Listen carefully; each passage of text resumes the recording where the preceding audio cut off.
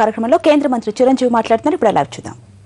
ప్రతి ఒక్కరికి నేను ఈ సందర్భంగా నా అభినందనలు నమస్కారాలు తెలియజేస్తూ మరీ ముఖ్యంగా ఇక్కడ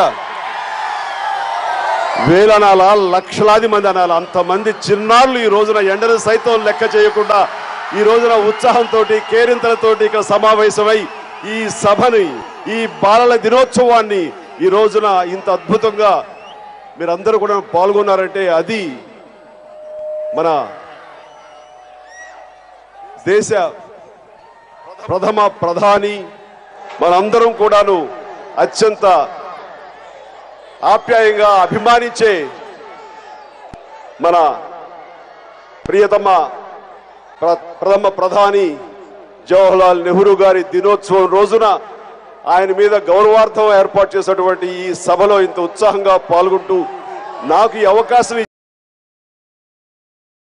ఇచ్చారు. చిన్నారుల మధ్య నేను ఇలా సంభాషించి వాళ్ళతో గడిపే అవకాశం నాకు లభించింది అంటే గనక ఇది నేను రాజగోపాల్ గారు నాకు ఇచ్చిన బహుమతిగా భావిస్తాను.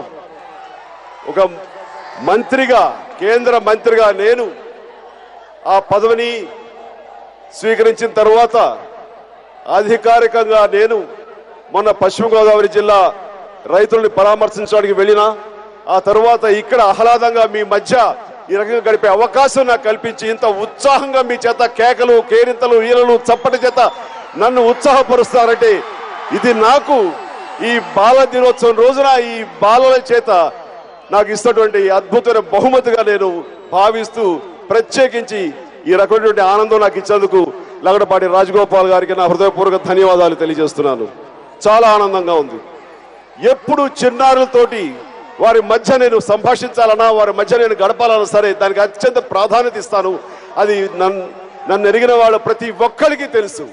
ఎందుకంటే చిన్నారుల మధ్య ఉన్నటువంటి ఆ యొక్క స్వచ్ఛమైన ప్రేమ వాళ్ళు చూపించే ఆప్యాయత అభిమానం ఇవి నాకు రెండింతల ఉత్సాహాన్ని ఇస్తుంది. నన్ను ఎంతో శక్తివంతుడు చేస్తుంది. ఆ రకంగా ప్రతి చిన్నారులు కూడా నేను ఎప్పుడు రుణపడి ఉంటాను. వాళ్ళు అందుకే వాళ్ళు ఇష్టపడతాను కూడా.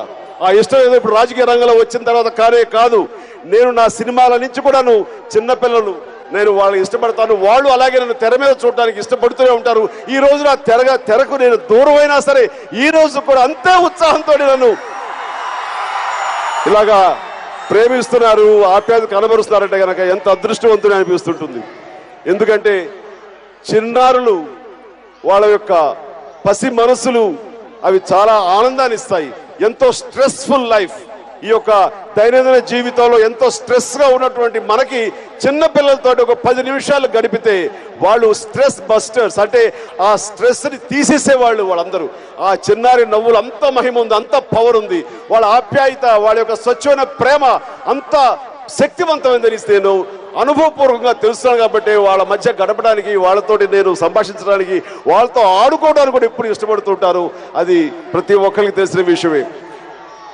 నా సినిమాలలో ఏదైనా కొంతమంది కథలు చెప్తే ఏ కథ నిర్ణయించుకోవాలనుకున్నప్పుడు సందిగ్ధంలో ఏదైనా సరే ఒక చిన్న పిల్లవాడి పాత్ర అందులో పొందుపరిస్తే ఖచ్చితంగా నేను దాని వైపే మొగ్గు చూపుతాను. పసివాడి ప్రాణం దగ్గర నుంచి చూడాలని ఉంది కానివ్వండి, ఆ తర్వాత సినిమాలు కానివ్వండి, ప్రతి సినిమాలో కూడా చిన్న పిల్లవాడి పాత్ర ఉంటే కనుక దానికి నాకు ఆమోదం యోగ్యం.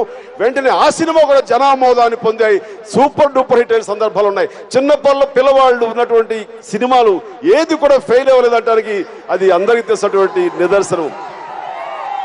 కాబట్టి చిన్న పిల్లలకి నేను అంత ఇదిగా ఆ యొక్క పాత్రలో నేను వాళ్ళతోటి నేను కలిసి నటిస్తుంటాను. కాబట్టి కాబోలు బయట కూడా చిన్నపిల్లలు నన్ను తన సొంతం చేసుకున్నారు. మా అంకుల్, మా బాబాయి, మా సొంత మనిషి అన్న ఆప్యాయత ఎక్కడికి వెళ్ళినా కనబరుస్తున్నారు.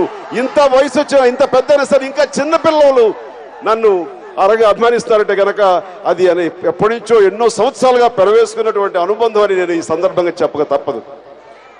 ఇంటికి వెళ్ళినప్పుడు ఎప్పుడైనా సరే సుధీర్ షూటింగ్ చేసే సమయంలో కొన్ని రోజులు అవుట్డోర్ షూటింగ్ తర్వాత నేను ఇంటికి వెళితే మా ఇంట్లో నా బిడ్డలు కానీ మా కజిన్స్ పిల్లలు కానీ చిన్న వాళ్ళందరూ కలిసి నేను చాలా కాలం తర్వాత ఇంటికి వచ్చానండి ఉత్సాహంతో.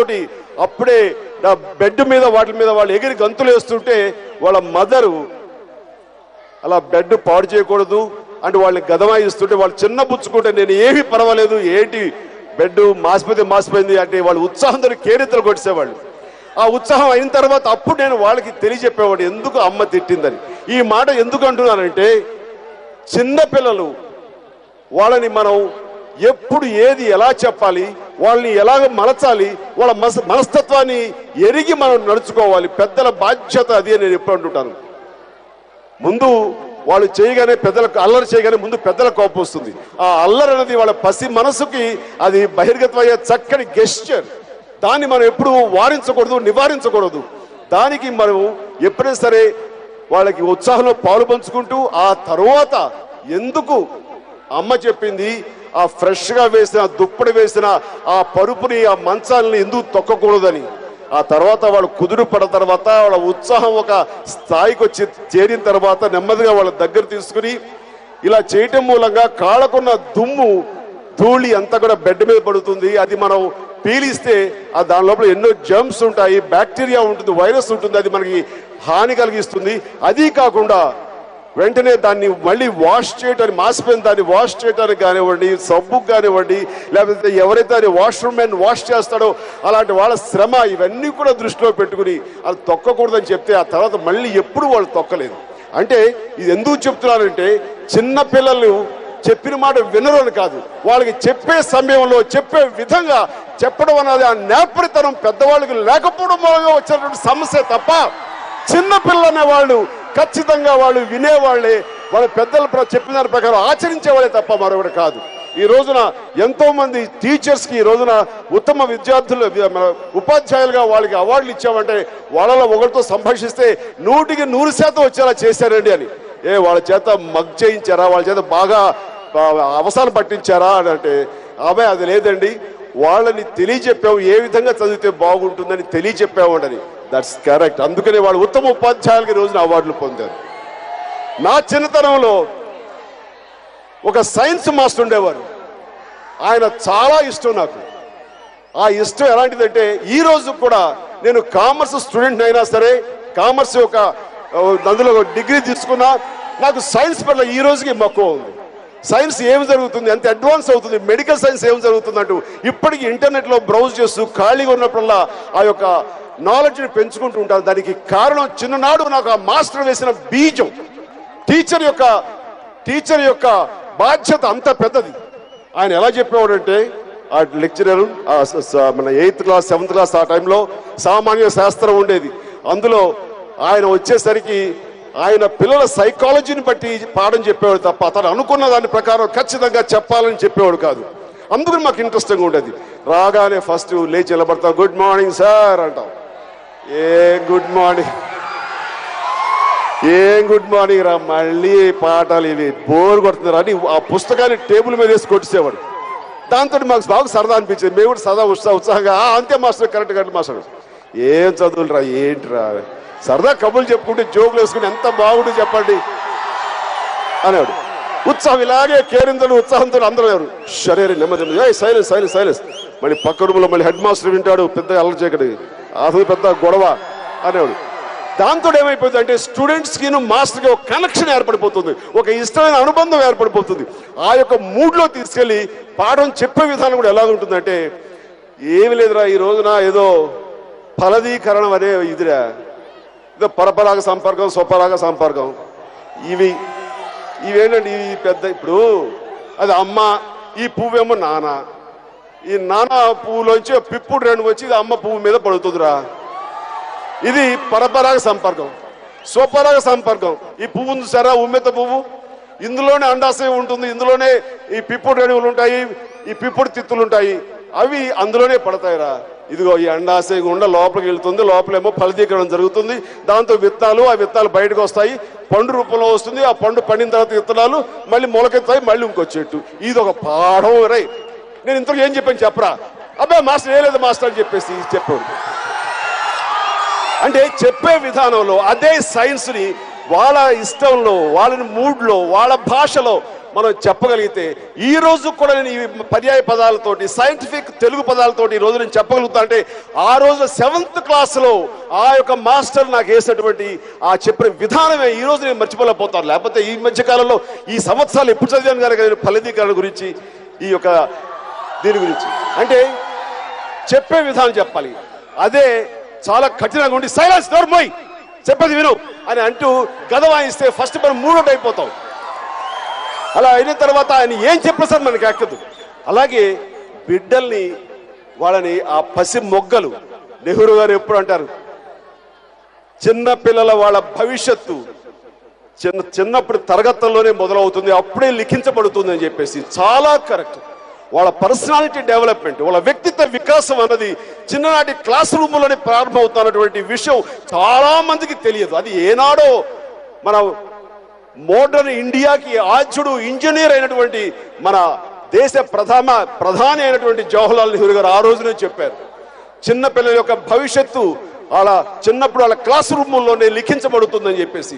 అందుకని పిల్లలు ప్రతి ఒక్కళ్ళు తెలియగల వాళ్ళే, ప్రతి ఒక్కళ్ళు కూడాను ఇంటెలెక్ట్స్. అయితే వాళ్ళకి చెప్పే విధానంగా చెప్పాలి. లెక్కల్లో వీక్ అంటారు, లెక్కల్లో మాస్టరు తనకు తెలిసిన దాంట్లో చెప్తాడు తప్ప వాళ్ళకి తెలియని దాంట్లో నుంచి చెప్పడం అనేది ఎంతమందికి తెలుసు.